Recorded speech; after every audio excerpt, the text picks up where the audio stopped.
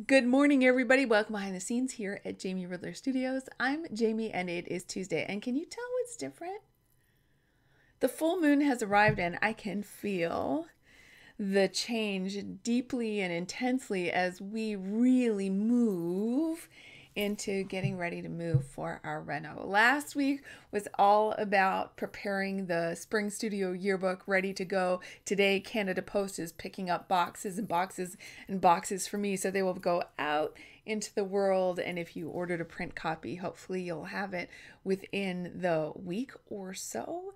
And then once that was done, attention and energy shifted over to getting ready for our renovation. We are renovating our entire home. We hope that that will happen at the beginning of April-ish. And in order to do it, because we are doing everything, we are moving out. And that means taking everything down, like the sign here that says love is spoken here, and like the art that's here. And my table too is getting very empty, and it's creating this sense of change. It's disruptive, and that disruption is both unnerving but also refreshing. And we've been really blessed to take our time amping up to this move. I think Justin maybe doesn't feel the same way about it, but I have felt very blessed because I could be really intentional about what I wanted to keep.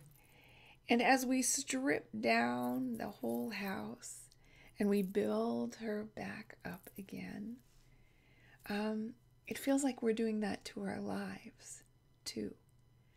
And stripping down is unnerving. Stripping down is kind of strengthening because you get very clear on what's core. So I know I said ages ago when we started this process that one of the things I learned as we were starting to pack up was there were kind of three categories of things. There were the things I couldn't do without, and so they needed to be out and about because I use them every day. There's the things I love really deeply, and I can't imagine ever getting rid of them, even if I don't use them every day, and they could be packed. And then there was this vast array of stuff in between. And how did I make decisions about that? What do I do with all of that stuff? And I've been slowly but surely finding my way. And one of the things I have decided, and it's even a little hard to say it out loud, one of the things I talk about in the studio is the importance of naming and claiming things. So this is something I am saying out loud, and naming and claiming is that as we move into this new period, this is a time for me to celebrate my life, to take up space in my home.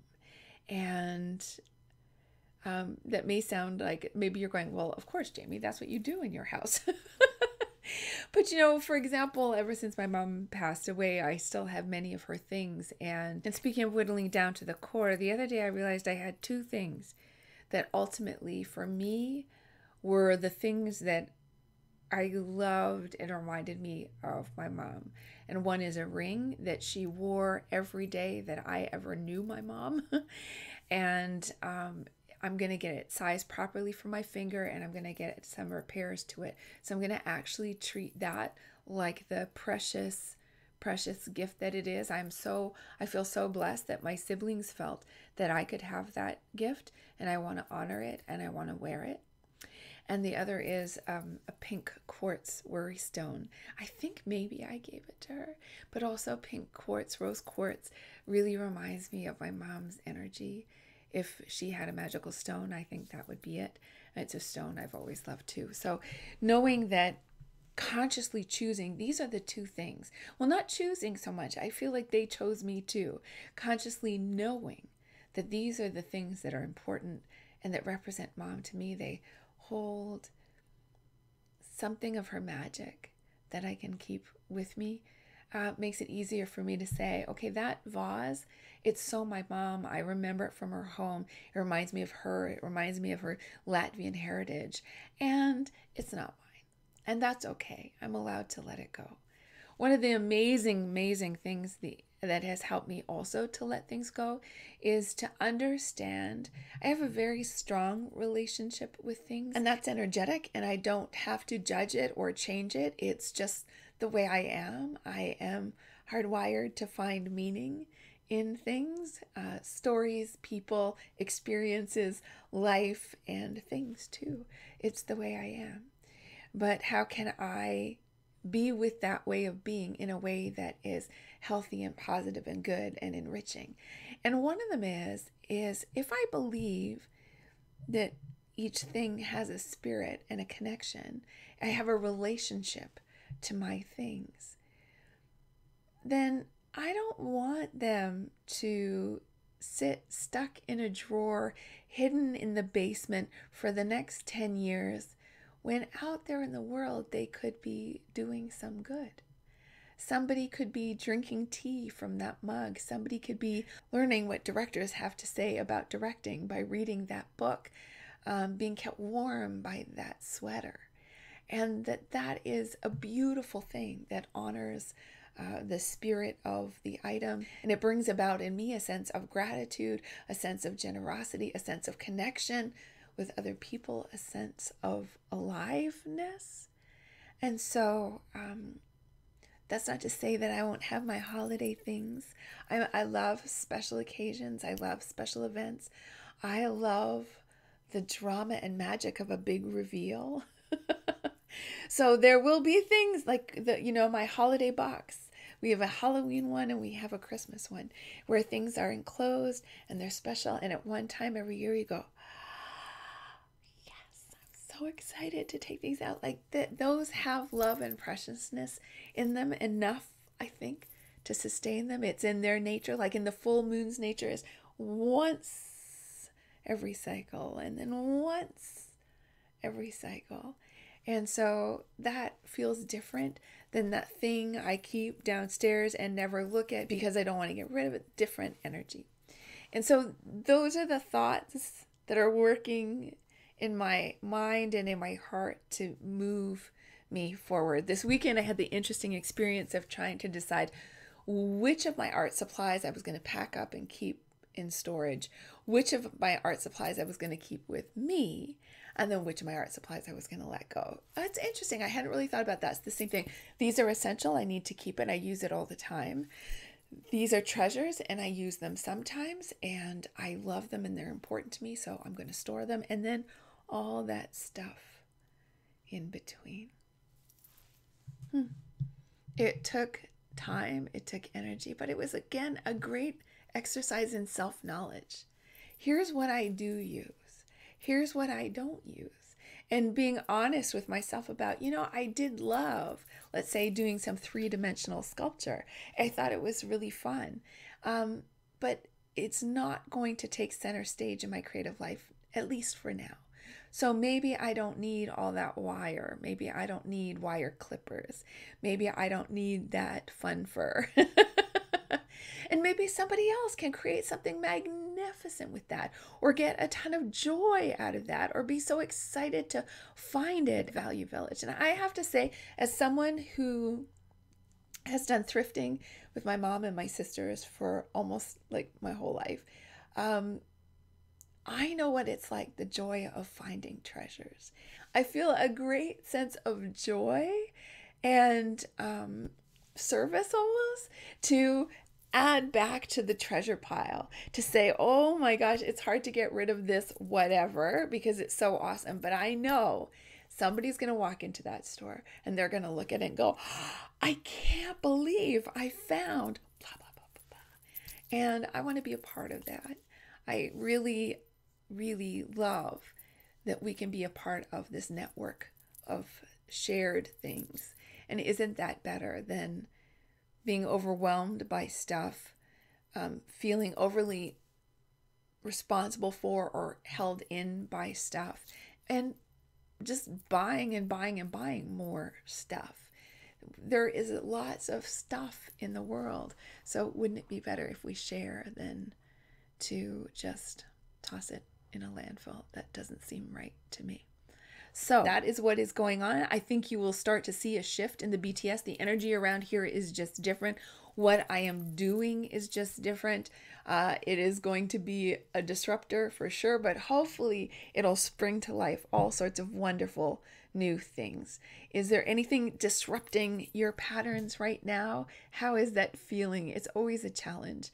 Take good care of you, and by that I mean eat well, sleep well, rest when you need it. And debrief. You know, this weekend I finally took some time to just pour my heart onto the page, and I haven't had time outside of the wonderful hour of Journal Club. What a precious time on Fridays. I haven't had time to do that, and I get swollen, stuck when I can't write out all the things that are churning and whirling inside of me. And it was such a relief to go through all that, to say it out loud and to let it be outside of me and to process it, to think it through and to notice. In our studio yearbooks, one of our categories is insight, to take the moment to notice, what did I learn from that? What do I know now because of that? How did I grow by going through that? Don't waste the experience without taking the knowledge out of it, the wisdom out of it, out of that experience. Let it grow you. Don't lose that. Let it become a part of your strength and your wisdom that you have gained from the experience that you're going through. Let it make you stronger. That is it for this Tuesday, this wild and getting more and more whittled down life here in the studio. Thanks for being here. Thanks for connecting. Take a moment to subscribe and give me a thumbs up if you like the video. Leave me a comment. All of these things nourish this show, and I really appreciate you. I know what it means to take some of your precious, precious time and share it with me. Thank you for inviting me into your life. I'm delighted to invite you into my studio.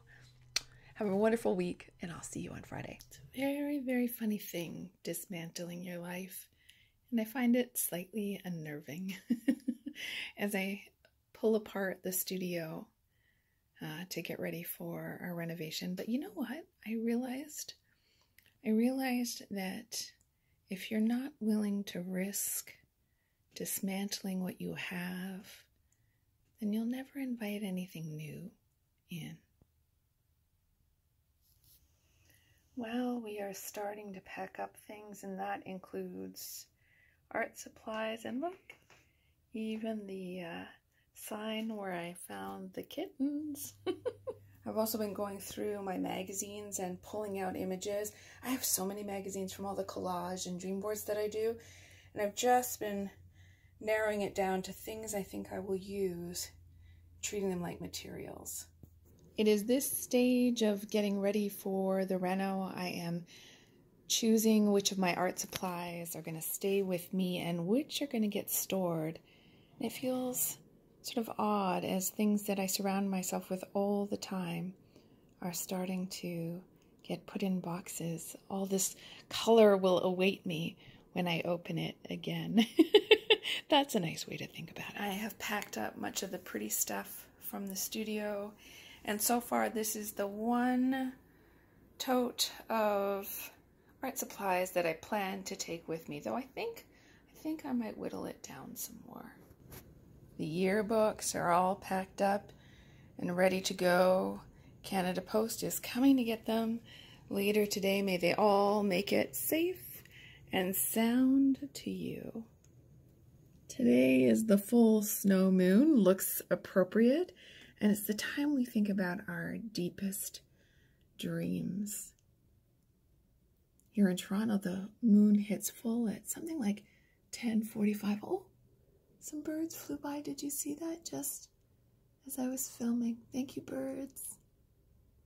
What a joy to see you. Because we are moving for the reno, there are lots of boxes around, and this little throughway has become an absolute favorite play spot for the cats. I will try to catch them playing